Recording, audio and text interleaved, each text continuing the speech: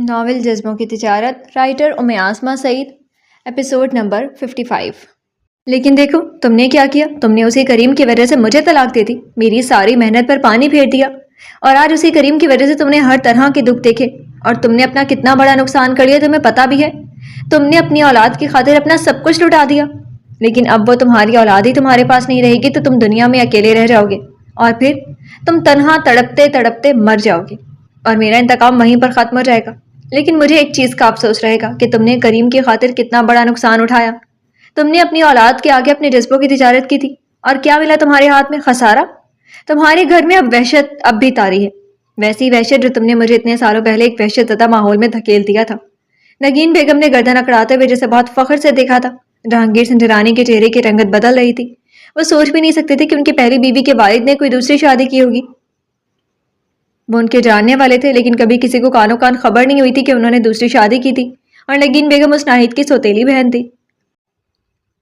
جہانگیر سنجرانی نے خود کو مضبوط کرتے ہوئے نگین بیگم کی طرف دیکھا۔ وہ اس عورت کے سامنے خود کمزور نہیں پڑنا چاہتے تھے۔ تمہاری بھول ہے نگین بیگم کہ مجھے میرے جذبوں کی تجارت میں خسارہ ملا ہے۔ ہاں، میں نے نقصان تو اٹھایا، وہ بھی تمہاری جیسی عورت کے ہاتھوں سے، لیکن میری سگی اولاد میرے پاس ہے، میرا سرمایہ میرے پاس ہے، وہ میرا سب کچھ ہے۔ تم سے کوئی بحث کرنے نہیں آیا، میں صرف یہ پوچھنے آیا ہوں کہ میرے بچے کے ساتھ تم نے کیا کیا۔ جہانگیر سنجرانی نے اپنا غصہ ضبط کرتے ہوئے ایک لفظ چبا کر کہا تھا، اور وہیں نگین بیگم صوفے سے اٹھ گئی تھی، کیونکہ جہانگیر سنجرانی ابھی تک کھڑے ہوئے تھے، وہ وہاں پر رکھے صوفے پر نہیں بیٹھے تھے۔ اتنی بھی کیا جلدی ہے، بتا دوں گی، میں ذرا بیٹھیں، چائے کافی پی لی اور میں بتا دوں گی کہ تمہاری اولاد کے ساتھ میں نے کیا کیا۔ نگین بیگم کی بات پر جہانگیر سنجرانی سلگ کر رہ گئے تھے۔ سامنے ایک شاطر عورت تھی، اور اس عورت کے سامنے ایک بے بس باپ تھا جو اپنی اولاد کی محبت کے آگے مجبور تھا۔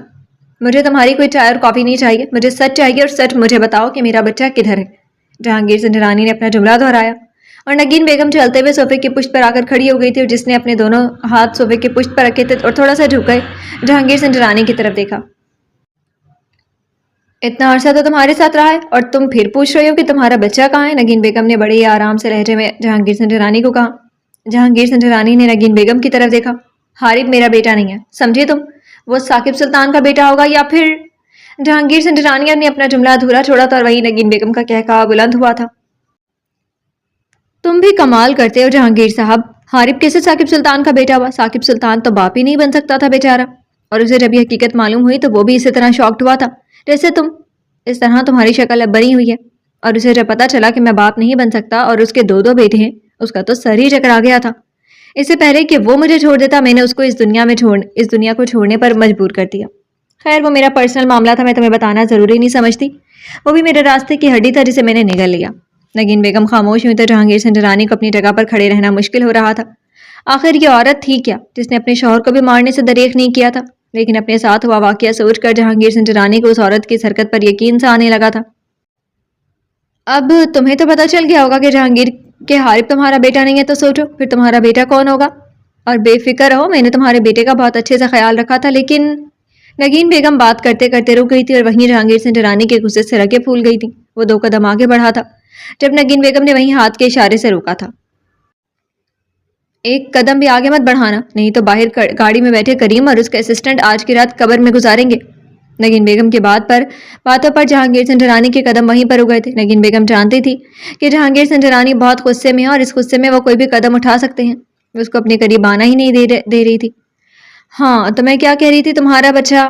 دراصل جب تم نے مجھے چھوڑا تو میں تمہارے ہی بچے کی ماں بننے والی تھی، اور میں تمہیں یہ خوشخبری بتانے لگی تھی، لیکن وہ کریم بیچ میں آ گیا، اور اس نے میرے اور ثاقب کے تعلقات تمہیں بتا دیے، حالانکہ وہ باپ نہیں بن سکتا تھا، اور یہ اسے بھی نہیں پتا تھا، اور پھر بھی کریم نے تمہیں سب کچھ بتا دیا۔ میں تو ایسے تمہارے اٹلی جانے کے بعد اپنا دل بہلایا کرتی تھی اس سے، اور وہ میرا اس دل بہلانے کو میرا پیار سمجھ بیٹھا اور تمہیں بتا دیا، اور تم نے جب مجھے طلاق دی تب میں 3 ماہ کی پریگننٹ تھی، اور پھر میں نے سوچ لیا کہ میں تمہارے اس بچے کو تمہارے خلاف استعمال کروں گی، اور پھر میں دبئی چلی گئی تھی، اور میں نے ثاقب سلطان کو کہا تھا کہ یہ بچہ تمہارا ہے، اور جب جہانگیر کو پتا چلا کہ یہ بچہ تمہارا ہے، اس نے مجھے طلاق دے دی۔ وہ بیچارہ بہت سیدھا تھا، اس نے میری ہمدردی میں ہمدرد بن گیا، اور وہ میرے ساتھ دبئی شفٹ ہو گیا۔ میں نے اس بچے کو پیدائش دی، اور وہ خدا کا کرم ہوا کہ وہ بچہ، وہ بھی تمہارا بیٹا پیدا ہوا۔ میں نے اس کے بعد اچھی طریقے سے پرورش کی، بہت پالا بڑا کیا، اور پھر میرے گھر میں دوسرے بچے کی پیدائش ہوئی۔ وہ کیسے ہوئی وہ میں تمہیں بتانا ضروری نہیں سمجھتی۔ پھر میرے گھر میں حارب پیدا ہوا اور حارب کے پیدا ہونے پر پھر مجھے میرے ذہن میں تمہیں پتہ ہے کہ میرا ذہن کتنا چلتا ہے، اور میں نے اپنے پلان کو ترتیب دیا اور میں نے جان بوجھ کر تمہارے بیٹے کی جگہ پر حارب کو ہاسپٹل میں بیماری کی حالت میں چھوڑ کر آئی۔ مجھے پتا تھا کہ جب میں دبئی سے پاکستان آئی ہوں تو تم نے میرے پیچھے اپنے بندے لگا رکھے ہیں، اس لیے میں تمہارے بیٹے کو تو دبئی چھوڑ آئی تھی اور صرف اپنے دوسرے بیٹے کو لے کر پاکستان آئی تھی۔ اور تم کیا سمجھتے تھے کہ تم جو گیم کھیل رہے ہو تم اپنے دماغ سے کھیل رہے ہو؟ نہیں جہانگیر صاحب، تم میرے پھینکے ہوئے دانے کو چنتے چنتے اس بچے کے پاس پہنچے تھے جو تمہارا بیٹا تھا ہی نہیں۔ تمہارا بیٹا تو شہاب سلطان تھا، جسے ثاقب سلطان نے اپنا بیٹا سمجھ کر سینے سے لگایا تھا۔ نگین بیگم کے منہ سے الفاظ نکلنے کی دیر تھی، جہانگیر سنجرانی جو وہاں پر بمشکل اپنے آپ کو سنبھالے کھڑے تھے وہ وہیں پاس پڑے صوفے پر ڈھہ گئے تھے۔ انہیں سمجھ نہیں آ رہی تھی کہ کیا نگین بیگم اب بھی سچ بول رہی ہے؟ شہاب سلطان ان کا بیٹا ہے؟ کیا ہوا، لگا نا دھچکا؟ ایسے ہی مجھے دھچکا لگا تھا جب تم نے مجھے طلاق دی تھی، اور میں نے سوچ لیا تھا کہ تمہاری اولاد کو تمہاری اولاد کے ہاتھوں قتل کرواؤں گی، لیکن وہ شہاب سلطان اور کریم میں ایسی دوستی ہوئی کہ ان کو الگ کرنا بہت مشکل تھا۔ لیکن میں بھی نگین تھی، میں نے ان دونوں میں نفرت کے ایسے بیج بوئے کہ وہ ایک دوسرے کے دشمن ہو گئے، لیکن پتہ نہیں کس کی قسمت میں کیا تھا کہ وہ میری اتنی نفرت کے باوجود پھر آپس میں مل گئے۔ اور سوری جہانگیر صاحب، مجھے شہاب کو بھی راستے سے ہٹانا پڑا۔ نگین بیگم چلتے چلتے اب جہانگیر سنجرانی کے پاس 2 قدم کے فاصلے پر کھڑی ہو گئی تھی، کیونکہ اب وہ جانتی تھی کہ وہ بالکل نڈھال ہو چکا ہے، اب وہ اس پر کوئی حملہ یا اس پر کوئی ریئیکٹ نہیں کر سکتا۔ لیکن یہ اس کی بھول تھی۔ نگین بیگم کے منہ سے شہاب کی موت کا سن کر جہانگیر سنجرانی یکدم اٹھا اور ایک زوردار تھپڑ نگین بیگم کے گال کو سرخ کر گیا تھا۔ تم ماں نہیں، تم ڈائن ہو نگین، تم ڈائن ہو۔ تم نے اپنے بچے نگل لیے، میرے بیٹے کو تم نے مار دیا، میری بچی کو تم نے مروا دیا۔ تمہیں اللہ پوچھے گا، تم جہنم میں جلو گی، تم جیسی عورتوں کے لیے جہنم میں ٹھکانہ ہے۔ نگین بیگم اپنے گال پر ہاتھ رکھے حیرت سے جہانگیر سنجرانی کو دیکھ رہی تھی، جو غصے سے آنکھیں لال کی اس کی طرف دیکھ رہا تھا۔ تم اپنی موت کی الٹی گنتی شروع کر دو، تم بہت جلد مرنے والی ہو، اور دیکھنا تم اپنوں کے ہاتھوں ہی مرو گی۔ یہ جہانگیر سنجرانی کی بد دعا ہے تمہیں۔ جہانگیر سنجرانی یہ کہہ کر وہاں پر رکے نہیں تھے اور وہ بڑے بڑے قدم اٹھاتے ہوئے وہاں سے چلے گئے تھے۔ نگین بیگم کی باقی کی باتیں اس کے منہ میں رہ گئی تھی، جو بہت کچھ کرنا چاہتی تھی۔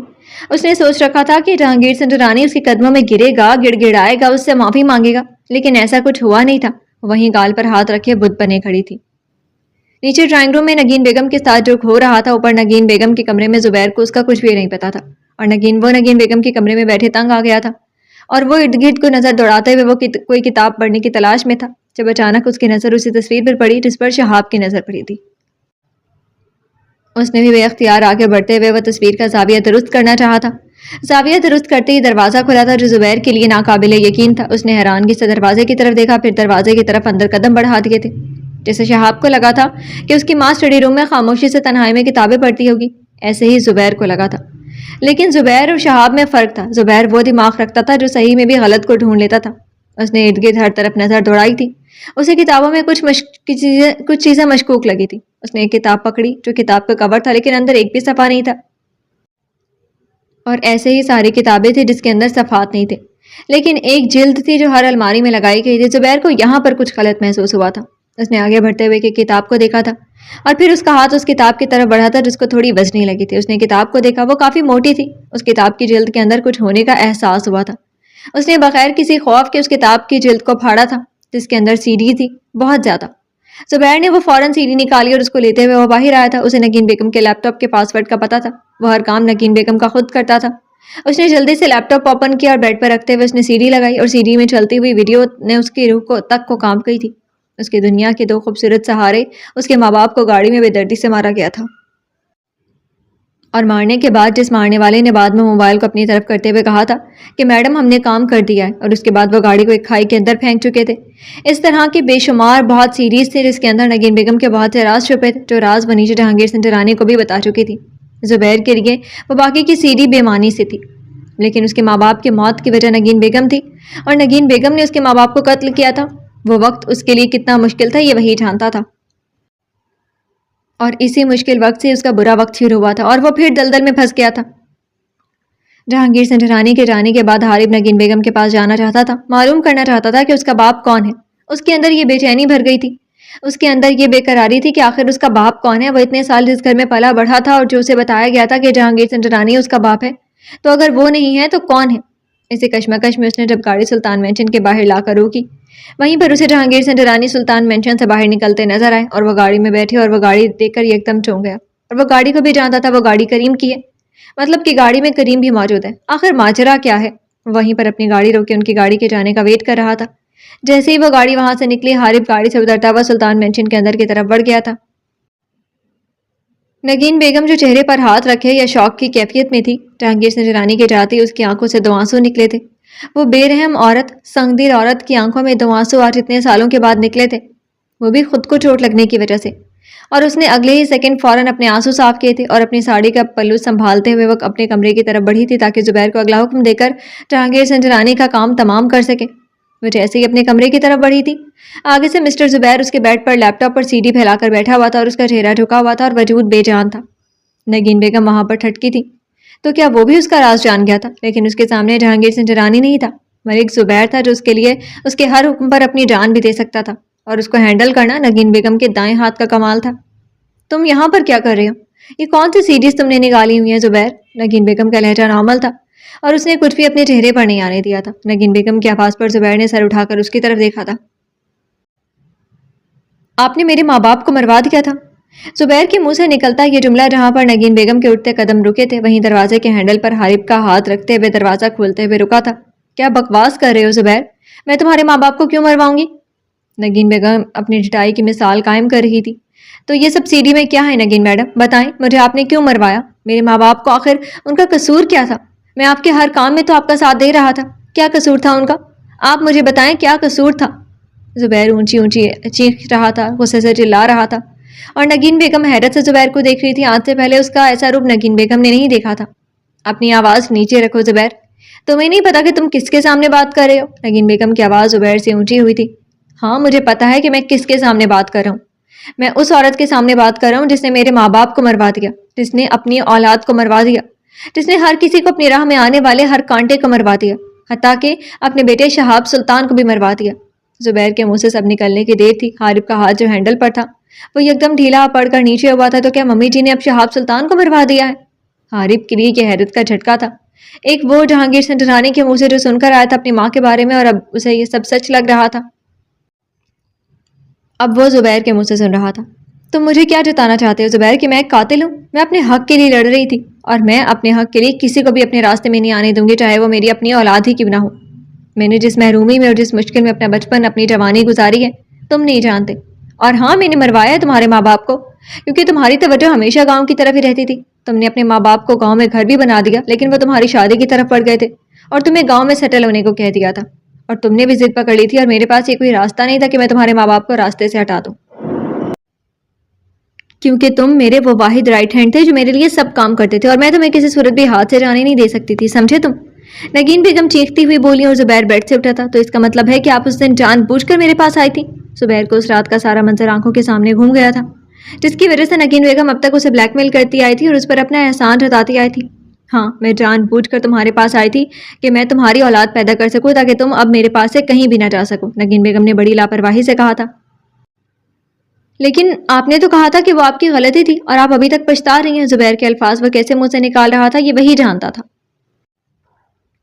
हाँ, मैंने कहा था कि वो मेरी गलती थी, लेकिन वो गलती हारिब की शक्ल में जब मेरे सामने आई तो मेरे लिए वो मेरा ऐसा मोहरा बन गया था कि जिसको मैं कभी खोना नहीं चाहती थी। लेकिन अब सारा खेल बिगड़ गया है। अब उसका होना या ना होना मेरे लिए किसी काम का नहीं है और मैं उसे जब भी चाहूँ रास्ते से हटा सकती हूँ। और तुम भी मुझे कुछ नहीं कह सकते, क्योंकि वो अब मेरे लिए किसी काम का नहीं बल्कि मेरे लिए रास्ते की रुकावट है, नगीन बेगम ने बड़ी सफाकी से कहा था। और वहीं दरवाजे के पास खड़े हारिब के वजूद से जान निकली थी। उसके कदम लड़खड़ाए थे और उसने फौरन ही पीछे लगी ग्रिल से खुद को गिरने से सहारा लिया था। तो क्या वो मलिक जुबैर का बेटा था? एक नाजायज बेटा था जो वो अपने माँ बाप के आसपास भी नहीं रहा था, बाप की शफकत से भी महरूम रहा था। इतना बड़ा झूठ उसकी माँ ने उससे बोला था। आप मेरे बेटे को हाथ भी नहीं लगाएंगी, समझी मैडम नगीन? जुबैर ने लफ्ज चबा चबा कर कहा था। कौन सा बेटा तुम्हारा? वो तो जानता भी नहीं है कि तुम उसके बाप हो। उसे यही पता है कि जहांगीर सेंटरानी उसका बाप है। लेकिन अफसोस कि अब उसको ये पता चल गया कि जहांगीर सेंटरानी उसका बाप नहीं है। वो सीधा मेरे पास ही आएगा और उसको कैसे हैंडल करना है ये मैं जानती हूँ। वो कभी भी यकीन नहीं करेगा कि वो तुम्हारा बेटा है। और वैसे भी एक नाजायज बेटे को ये दुनिया कबूल ही कहाँ करती है। और तुम क्या समझते हो कि तुम उसे बताओगे वो तुम्हारा बेटा, वो तुम्हें माफ कर देगा? कभी भी नहीं। वो तो तुम्हें धुतकार देगा जुबैर, वो तुम्हें धुतकार देगा। اور دنیا اسے دھتکار دے گی، اس لیے بہتر ہے کہ اپنی زبان بند رکھو اور آئندہ میرے کام میں عمل دخل مت دینا، نہیں تو میں کوئی سنگین قدم اٹھانے سے گریز نہیں کروں گی۔ نگین بیگم یہ کہتی ہوئے اپنی الماری کی طرف بڑھ گئی تھی اور زبیر وہیں بے جان وجود لیے بیڈ پر بیٹھ گیا تھا۔ اسے سمجھ نہیں آ رہی تھی کہ وہ کیا کرے، اور وہیں باہر کھڑا حارب اپنی بے جان وجود کے ساتھ لمبے لمبے سانس لے رہا تھا۔ اس نے بلیک کلر کی گول گلے والی ٹی شرٹ پہن رکھی تھی اور نیچے براؤن کلر کا لوز ٹراؤزر پہنا ہوا تھا۔ اس کو اتنے ہلکے کپڑوں میں گھبراہٹ ہو رہی تھی اور اس کے ماتھے پر پسینے آ رہے تھے۔ اسے اپنے وجود سے نفرت ہونا شروع ہو گئی تھی کہ وہ ایک ناجائز بیٹا ہے، اور ایسا بیٹا جس کی ماں اسے غلطی تصور کرتی ہے اور اپنے راستے سے ہٹانے کے لیے بھی وہ اسے مارنے سے دریغ نہیں کرے گی۔ حارب کے لیے یہ حقیقت کسی قیامت سے کم نہ تھی۔ اسے اپنا وجود ریزہ ریزہ ہوتا محسوس ہو رہا تھا۔ وہ بوجھل قدموں کے ساتھ واپسی کی طرف مڑ گیا تھا۔ اسے اپنا ایک ایک قدم بھاری لگ رہا تھا، اور یہ بھار اس کے گناہوں کا تھا جو اس نے اپنی ماں کے کہنے پر کیے تھے۔ ایسی ماں جس کو اس نے اپنا خدا مان لیا تھا، اور اس کے منہ سے نکلے ایک ایک لفظ پر وہ یقین کر لیتا تھا۔ اس کے کانوں میں جہانگیر سنجرانی کی باتیں گونج رہی تھی۔ وہ سچے تھے، وہ سچ کہتے تھے کہ نگین بیگم ماں نہیں، ایک ڈائن ہے، اور اب وہ اسے بھی مارنے کا سوچ رہی تھی کہ وہ کتنی شفاق تھی کہ وہ اپنی اس اولاد کو مارنے کا سوچ رہی تھی جس نے اس کے ہر برے کام اور ہر اچھے کام میں اس کا ساتھ دیا تھا۔ مسٹر زبیر وہاں پر کچھ دیر بیٹھا تھا اور پھر وہ وہاں سے اپنا بے جان وجود لیے سلطان مینشن سے باہر آ گیا تھا۔ اسے پتا تھا کہ اس سے کیا کرنا ہے۔ وہ بوجھل قدموں کے ساتھ چلتا ہوا آگے بڑھتا جا رہا تھا۔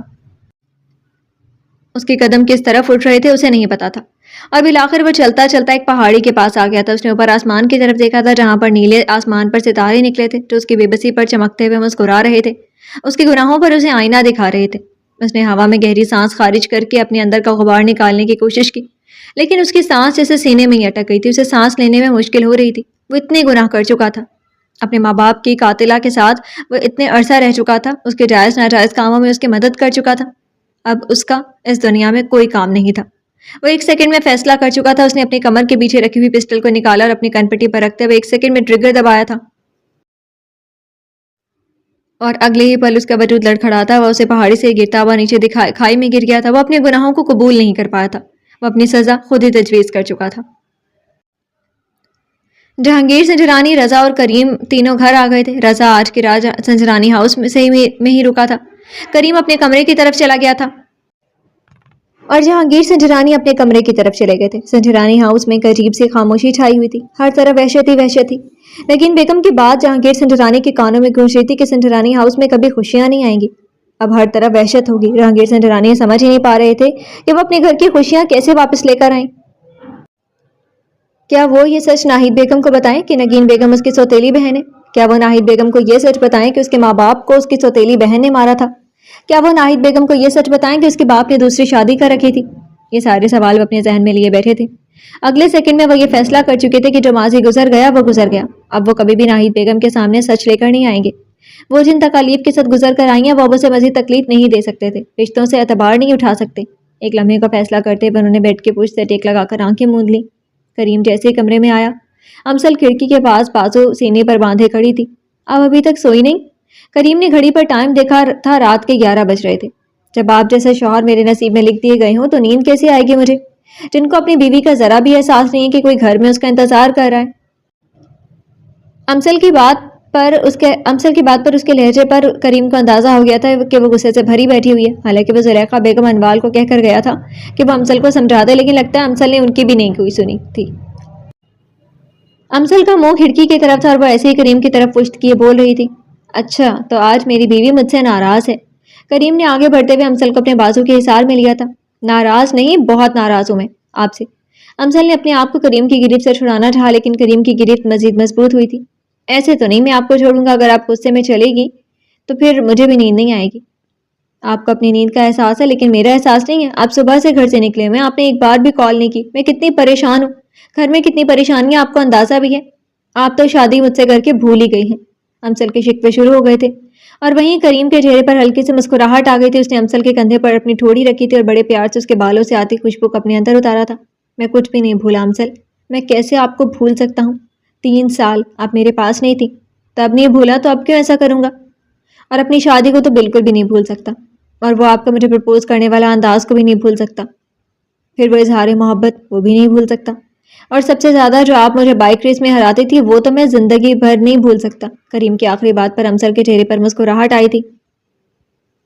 اور آپ جان بوجھ کر ہار جاتے تھے نا؟ امسل نے نروٹھے پن سے کہا۔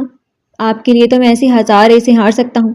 کریم کے جذبات سے چور لہجے کو محسوس کر کے امسل کے گال حیا سے سرخ پڑ گئے تھے۔ وہ ایسے ہی اس کا مان بڑھتا تھا۔ کریم جانتا تھا کہ اسے کیسے منانا ہے۔ آپ بہت تیز ہے، مجھے آج اندازہ ہو گیا۔